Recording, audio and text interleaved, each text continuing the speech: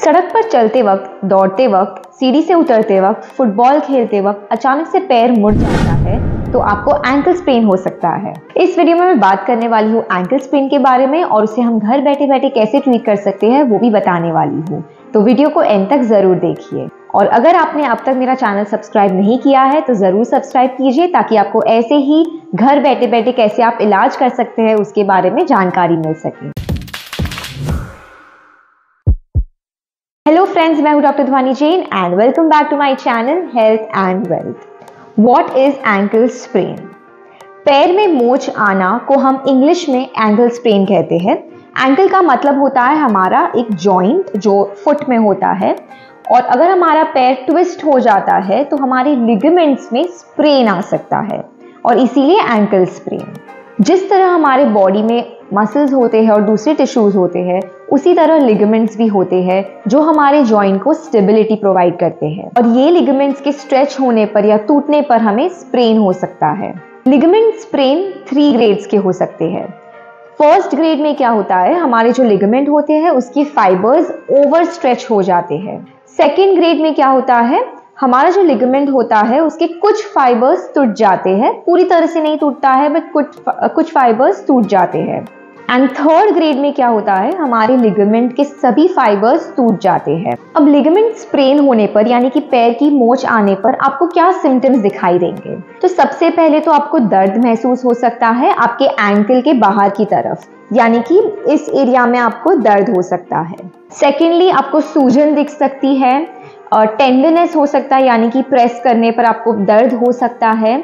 Starting में चलने में दिक्कत हो सकती है, पैर को आगे उठाकर रखने में दिक्कत हो सकती है और ग्रेड 3 के केसेस में बहुत बार ब्लूइश डिस्कलरेशन हो जाता है, नीलापन हो जाता है एंकल की तरफ। अब एंकल स्प्रेन ग्रेड 1, 2 या 3 कोई भी ग्रेड हो उसे ठीक करना बहुत ही ज़्यादा ज़रूरी है। अब ये क्यों ज़रूरी है? क्योंकि अगर इसे हम ऐसे ही छोड़ देंगे तो आपको ये बार बार होने की चांसेस है और आपका एंकल जो है अनस्टेबल हो सकता है। अब मैं आपको स्टेप वाइज बताती हूँ कि आप कैसे घर बैठे आप ट्रीटमेंट कर सकते हैं। इस वीडियो में मैं फर्स्ट एंड सेकंड स्टेज के बारे में बताने वाली हूँ। थर्ड स्टेज के लिए इट इज़ बेटर कि आप एक फिजियो या ऑर्थोपेडिक के पास जाए, एक्सरे करवाए to rule out any fractures and other things and फिर आप ट्रीटमेंट ले, वेदर आपको कंजर्वेटिवली ट्रीट करना है या सर्जरी करनी है वगैरह। तो सबसे पहले अगर आपको पैर में मोच आती है, आपका पैर ट्विस्ट हो जाता है, एंकल स्प्रेन हो जाता है तो आपको राइस प्रोटोकॉल फॉलो करना है 3 से 4 दिन के लिए। राइस प्रोटोकॉल का मतलब है R स्टैंड्स फॉर रेस्ट, यानी कि आपको एंकल को, वो पैर को रेस्ट देना है, कम से कम चलना है या उस पैर पे वजन रखना है। सेकेंड है I stands for ice. Make sure आप दिन में 3 से 4 बार आइस पैक लेकर उसे वहाँ पे रखे, आइस मसाज करें करीबन 10 मिनट से 15 मिनट के लिए। किस तरह का आइस पैक यूज करना चाहिए और कितने टाइम के लिए करना चाहिए, क्यों करना चाहिए वगैरह जानने के लिए एक मैंने वीडियो बनाई है, आप वो चेक कर सकते हैं। अब C स्टैंड्स फॉर कंप्रेशन, यानी कि थोड़ी बहुत जो स्वेलिंग आ जाती है इंजरी के बाद उसे हटाने के लिए, उसे दूर करने के लिए कंप्रेशन बहुत ज़रूरी है और वो कंप्रेशन आपको एक क्रेप बैंडेज बांध कर मिल सकता है या तो आप एक एंकल के लिए स्लीव आती है वो भी खरीद के पहन सकते हैं। बट मेक श्योर जब आप ये क्रेप बैंडेज बांधे वो ज़्यादा टाइट नहीं होनी चाहिए जिससे हमारा ब्लड सर्कुलेशन बंद हो जाए, मीडियम टाइट होनी चाहिए जिससे आपको अच्छा सपोर्ट भी मिले, कंप्रेशन भी मिले और कोई ब्लड फ्लो में रुकावट ना आए। And E stands for elevation. Elevation again आपकी जो सूजन है या जो भी वहाँ पे फ्लूइड कलेक्ट हो गया है वो आपके हार्ट तक फिर से पहुँच जाए, वहाँ पे जमा ना हो, इसीलिए एलिवेशन ज़रूरी है। इसके लिए आपको क्या करना है, जब भी आप बैठे या आप लेटे 3 से 4 पिलो के ऊपर आपका पैर रख देना है। मेक श्योर वो हार्ट लेवल के ऊपर हो, उतना लेवल होना चाहिए।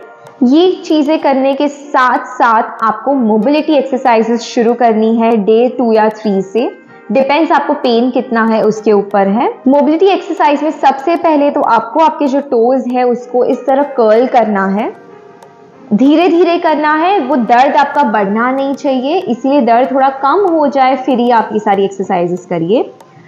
सेकेंड में आपको क्या करना है, एंकल मूवमेंट्स करने हैं, इस तरह अप एंड डाउन, ये आप 10 से 15 बार या जितना आप कंफर्टेबल हो सके विदाउट पेन आपको उतना करना है। नेक्स्ट एंकल मूवमेंट है इन एंड आउट। अब ये इन मूवमेंट में थोड़ा सा आपको पेन हो सकता है क्योंकि वो लिगामेंट जो आपका स्प्रेन हुआ है वो उसी तरह है और उसे आप स्ट्रेच करेंगे तो डेफिनेटली आपको दर्द हो सकता है। इसीलिए ये मूवमेंट आप बहुत ध्यान से करिए या थोड़े दिन बाद करिए। आउटवर्ड मूवमेंट में इतना पेन नहीं होगा, सो वो आप शुरू कर सकते हैं। बेसिकली 4 से 5 दिन तक आपको याद रखना है कि आप धीरे धीरे मोबिलिटी एक्सरसाइजेस शुरू करें, आपका दर्द जो है वो बढ़ना नहीं चाहिए। नेक्स्ट एंकल मूवमेंट्स के लिए आपको क्या करना है, आपके जो पूरा फुट है उससे आपको ABCD लिखना है। यानी कि इस तरह आप A लिखिए,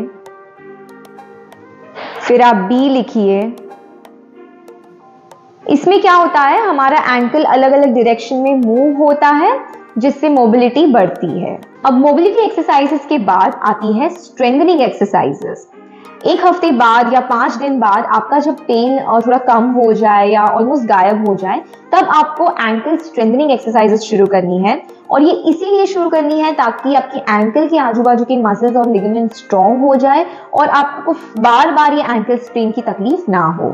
स्ट्रेंथनिंग एक्सरसाइजेस के लिए आपको एक थेराबैंड की जरूरत पड़ेगी। इस तरह ये बैंड, इससे मैं आपको बताने वाली हूँ कि एक्सरसाइजेस कैसे करनी है। तो सबसे पहले आपको ये थेराबैंड आपके फुट पे इस तरह लगा देना है। अब आपको नीचे की तरफ उसे पुश करना है इस तरह एंड रिलैक्स। फिर से आपको पुश करना है, जितना हो सके उतना कोशिश करनी है आपको और फिर रिलैक्स करना है। ऐसे 10 से 15 बार आप कर सकते हैं, दिन में 2 बार।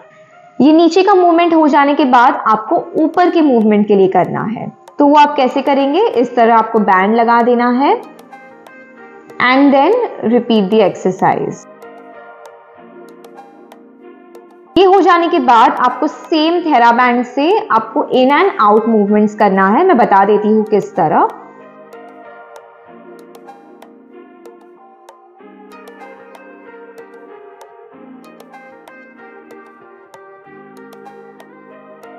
ये अगेन आपको 10 रेपिटेशंस के लिए करना है, दिन में 2 बार। अब कई बार एंकल स्प्रेन के बाद हमारे एंकल का बैलेंस और प्रोप्रियोसेप्शन खराब हो जाता है और इसीलिए हमें बैलेंस एंड प्रोप्रियोसेप्टिव एक्सरसाइजेस भी करनी चाहिए। तो अब हम देखते हैं वो हम कैसे करेंगे। मेक श्योर ये सारी एक्सरसाइजेस आप दर्द एकदम कम हो जाए उसके बाद ही आप करें। सबसे फर्स्ट है काफ रेजेस। आपको इस तरह काफ रेजेस करने हैं, ऊपर और नीचे।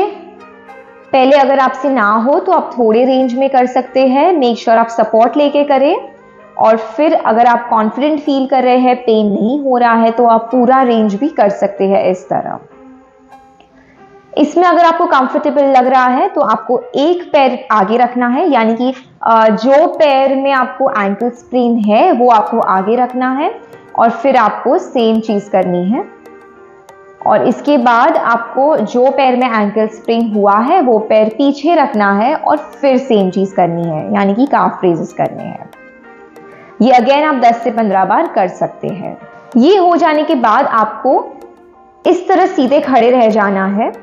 आपकी आंखें बंद करनी है, दोनों पैर साथ में रहेंगे और आपको 20 से 30 सेकंड्स के लिए बैलेंस करना है। अगर आप ये अच्छे से कर पाए तो इसके बाद आप नेक्स्ट स्टेप पे मूव कर सकते हैं, विच इज टैंडम स्टैंडिंग, यानी कि आपका एक पैर आगे रहेगा और एक पैर पीछे रहेगा और आपको सामने देखकर खड़ा रहना है। पहले आपकी आईज खुली रहेगी और जब आप कंफर्टेबली इसमें 30 सेकंड्स तक खड़े रह सके दोनों साइड, तो फिर आपको आईज क्लोज करके कोशिश करनी है सेम चीज, यानी कि 20 से 30 सेकंड तक आपको बैलेंस करना है। ये भी अगर आप अच्छे से कर पाए उसके बाद आपको प्रोग्रेस करना है टू सिंगल लेग स्टैंडिंग, यानी कि आपको एक पैर पर खड़े होना है और पहले आप सपोर्ट ले सकते हैं अगर आप कॉन्फिडेंट नहीं है तो। उसके बाद आप विदाउट सपोर्ट भी कर सकते हैं। पहले आपको आईज ओपन करके करना है और उसके बाद आपको आईज क्लोज करके करना है। दोनों पैर पे आपको 2 से 3 बार आप कर सकते हैं एक टाइम पे और 15 से 20 सेकंड्स तक एटलीस्ट होल्ड करने की कोशिश करिए। लास्ट है स्टार एक्सकर्शन। इसमें आपको क्या करना है, सेंटर में इस तरह खड़े हो जाना है और आपको इमेजिन करना है कि आपके आगे पीछे राइट और लेफ्ट डायरेक्शन में 4 पॉइंट्स रखे हैं, आपको उसे टच करना है आपके टो की मदद से। तो मैं आपको बता देती हूँ कैसे करना है। थ्रू आउट 1 राउंड आपका एक पैर ऊपर होना चाहिए। सो आपको आगे आपके टो टच करना है, पूरा वजन नहीं देना है, सिर्फ टच करना है और पीछे आना है। फिर राइट साइड टच करेंगे, पीछे आएंगे, फिर पीछे टच करेंगे, आगे आएंगे, और फिर लेफ्ट साइड टच करके सेंटर में आ जाएंगे। ये आपका 1 राउंड है। ऐसे आप 3 से 4 राउंड्स कर सकते हैं दोनों तरफ। ये जो सारी मैं एक्सरसाइज बता रही थी बैलेंस एंड प्रोप्रियोसेप्शन की, मेक श्योर आप 10 दिन बाद ही शुरू करें, ताकि आपका एंकल की जो स्टेबिलिटी है वो थोड़ी बेटर हो जाए और पेन भी थोड़ा कम हो जाए। उसके बाद आपको ये करनी है। तो ये थी कुछ बेसिक एक्सरसाइजेस जो आपको एंकल स्प्रेन के लिए करनी चाहिए। इसके अलावा अगर आप एक स्पोर्ट्स पर्सन है, एथलीट है, तो आपको एंकल ड्रिल्स भी करनी चाहिए 2 से 3 हफ्ते के बाद। अगर आपको ये वीडियो अच्छी लगी है और अगर आपको कुछ नया सीखने मिला है तो ज़रूर इसे लाइक कीजिए, कमेंट कीजिए आपके डाउट्स के साथ, और शेयर कीजिए अपने दोस्तों के साथ ताकि उन्हें भी बेनिफिट मिले। सब्सक्राइब टू माय चैनल ताकि आपको इसी तरह की अच्छी अच्छी वीडियोस देखने का मौका मिले। एंड फ्यूचर में कोई भी टॉपिक्स पर आपको अगर वीडियोस देखनी है तो ज़रूर मुझे कमेंट बॉक्स में कमेंट कीजिए, and I will come back with one soon. Till then keep moving and stay fit.